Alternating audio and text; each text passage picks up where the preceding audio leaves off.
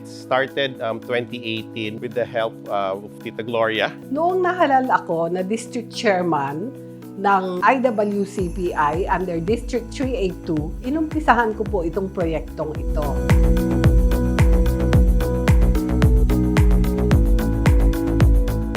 Ang nag-motivate sa akin para gawin itong project na to is that nakita ko po na napakahalaga ng bahay para sa mga underprivileged. Kaya sabi ko, uumpisahan ko ito sa abot ng makakaya ko. Kaya po nagkaroon kami ng flagship project na ganito under District 382. Ang nauna pong natapos ay itong 10 bahay.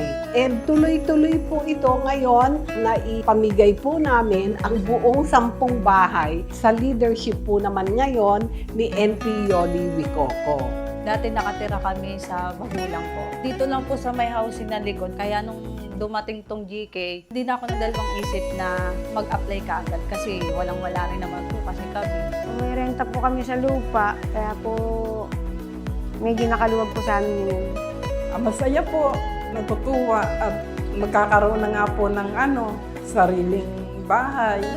Nang kami pala rin para magkaroon ng bahay dito sa pamamagitan po ni Ma'am Gloria, malaking pasasalamat po. Ang mga nakatulong ko sa project na ito, syempre ang buong distrito ng 382. Inumpisahan ko po ito under the term ni NP Donna Giao.